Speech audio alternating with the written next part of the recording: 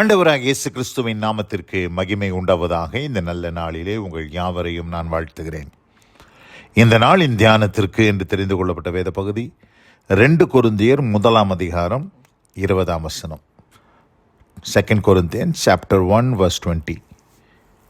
எங்களால் தேவனுக்கு மகிமை உண்டாகும்படி தேவனுடைய வாக்குத்தத்தங்கள் எல்லாம் இயேசு கிறிஸ்துவுக்குள் ஆம் என்றும் அவருக்குள் ஆமேன் என்றும் இருக்கிறதே.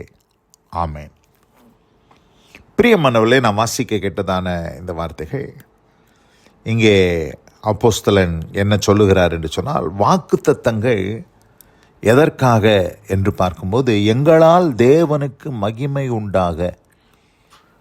அந்த வாக்குத்தத்தங்கள் எல்லாம் வேதம் முழுக்க நமக்கு அநேக வாக்குத்தத்தங்கள் உண்டு. அந்த வாக்குத்தத்தங்கள் எல்லாம் எப்படி இருக்குதா?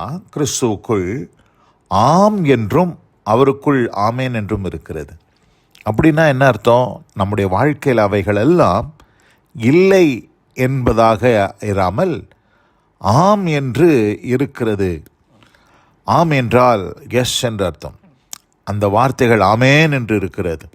நம்முடைய வாழ்க்கையில் அவைகள் 100% நிறைவேறும் என்பதிலே எந்த சந்தேகமில்லை. ஆனால் நாம் அதை விசுவாசிக்க வேண்டும்.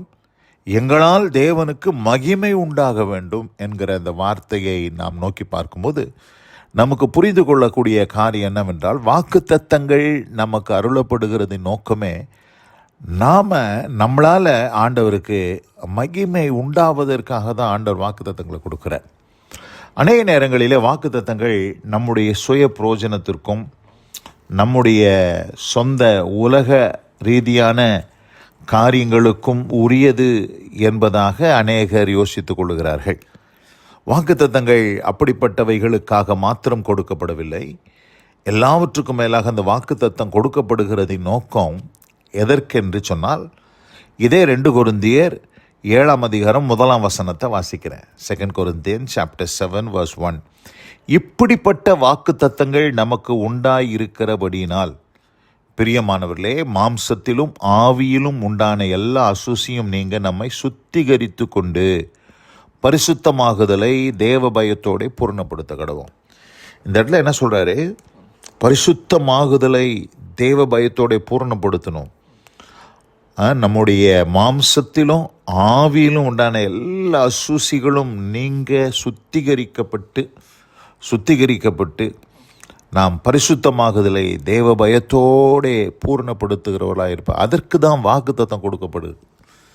இன்றைக்கி நிறைய பேர் வாக்குத்தத்தத்தை தங்கள் சுய பிரயோஜனத்துக்கென்று, அதாவது இந்த உலகத்துக்கடுத்த காரியங்களுக்காகவே வாக்குத்தத்தங்களை இன்றைக்கு அநேகர் எடுத்து அவைகளை பயன்படுத்த ஆரம்பித்து விட்டார்கள், கிளைம் பண்ண ஆரம்பிச்சிட்டாங்க.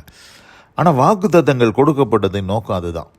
இன்னும் நமக்கு ஒரு தெளிவான ஒரு வசனத்தை நாம் வாசிப்போம். 2 பேதுரு 1 2 Peter chapter 1 verse 4. இச்சையினால் உலகத்தில் உண்டான கேட்டுக்கு தப்பி திவ்ய ஸ்வாபத்துக்கு பங்குள்ளவர்களாகும் பொருட்டு மகா மேன்மையும் அருமையுமான வாக்குத்தத்தங்களும் அவைகளினாலே நமக்கு அளிக்கப்பட்டிருக்கிறது. எதுக்கு அளிக்கப்பட்டிருக்குது வாக்குத்தத்தங்கள்? எப்படிப்பட்ட வாக்குத்தத்தங்கள்? மகா மேன்மையும் அருமையுமான வாக்குத்தத்தங்கள்.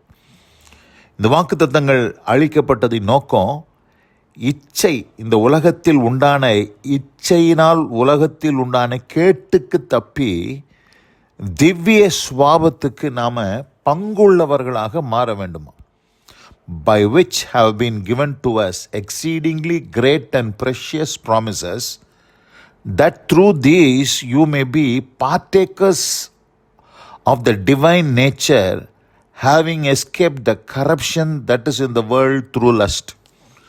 அப்போ ஆண்டவர் இந்த உலகத்தில் இருக்கிற இச்சைகளுக்கு நம்ம தப்பி எஸ்கேப் த கரப்ஷன் போட்டிருக்குது. Escape the corruption and maybe partakers of the divine nature.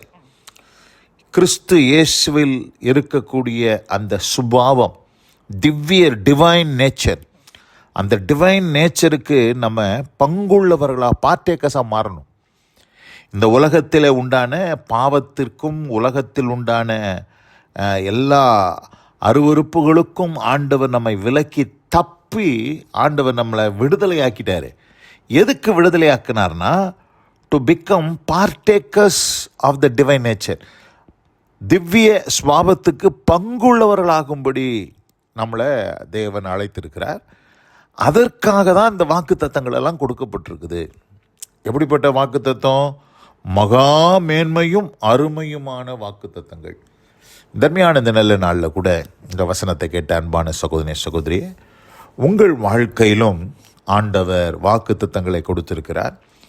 ஒருவேளை உங்களுடைய இந்த உலகத்துக்கு அடுத்த அநேக காரியங்கள், உங்களுடைய எதிர்காலத்துக்கு, உங்கள் பிள்ளைகளுடைய வாழ்க்கைக்கு, இதுக்கெல்லாம் வாக்கு தத்தங்கள் ஆண்டவர் கொடுக்குறாரு. உண்மைதான், இல்லைன்னு நான் சொல்லலை. ஆனால் பெரும்பாலும் ப்ரையாரிட்டி, ஆண்டவர் வாக்கு தத்தத்தை கொடுக்கறதான நோக்கம் இந்த உலகத்தில் பரிசுத்தமாக வேண்டும், தேவனுடைய டிவைன் நேச்சருக்கு நம்ம பார்டேக்கர்ஸாக பங்குள்ளவர்களாக மாறணும் அப்படின்னு தான் ஆண்டவர் வாக்கு தத்தத்தை கொடுக்குறார். ஆதலால் பிரியமானவர்களே, இந்த வாக்கு தத்தங்களை நாம் விசுவாசித்து இந்த உலகத்துக்கு அடுத்த நம்முடைய பிள்ளைகள், நம்முடைய குடும்பம், நம்முடைய மனைவி, புருஷன், அவருடைய வாழ்க்கையில் உண்டான சில கஷ்டங்கள், அவைகளெல்லாம் தீர்ந்து போவதற்கு தேவன் வாக்கு தத்தத்தை கொடுக்குறார், இல்லைன்னு சொல்லலை. ஆனால் பிரதானமாக இவைகளுக்காக தான் வாக்கு தத்தங்கள் கொடுக்கப்பட்டது என்பதை புரிந்து கொண்டு அவைகளை நோக்கி நாம் பிரயாணம் செய்யும் பொழுது நிச்சயமாகவே நம்முடைய ஆவிக்குரிய வாழ்க்கையில் ஒரு பெரிய மாற்றம் உண்டாகும் என்பதிலே எந்த சந்தேகமும் இல்லை. இந்த அருமையானது நல்ல நாளில் இந்த வசனம் கேட்ட உங்கள் ஒவ்வொருவரையும் கர்த்தர் ஆசீர்வதித்து காப்பாராக. God bless you all. அமேன், அமேன். நாம் ஜெபிப்போம். எங்கள் அதிகமாய் நேசிக்கிறதான எங்கள் அன்பின் பரலோக பிதாவே, வாக்கு தத்தங்கள் எல்லாம் கிறிஸ்து இயேசுவுக்குள் ஆமென்றும் ஆமேன் என்றும் இருக்கிறது என்ற வார்த்தையின்படி ஆண்டவரே, இந்த வாக்கு தத்தங்கள் எங்கள் வாழ்க்கையில் உலகத்தில் உண்டான கேட்டுக்கு, இச்சையினால் உலகத்தில் உண்டான கேட்டுக்கு நாங்கள் தப்பி திவ்ய சுபாவத்திற்கு பங்குள்ளவர்களாகும் பொருட்டு இந்த வாக்கு தத்தங்கள் எங்களுக்கு அருளப்பட்டிருக்கிறது என்பதை புரிந்து கொண்டு அந்த வாக்கு தத்தங்களை விசுவாசித்து நாங்கள் அப்படிப்பட்ட அனுபவத்தை உடையவர்களாய் மாற கர்த்தர் கிருபை செய்தோம், சகாயம் செய்யும். ஆசீர்வதி. இயேசு கிறிஸ்துவின் வல்ல நாமத்தில் பிதாவே. ஆமென், ஆமென்.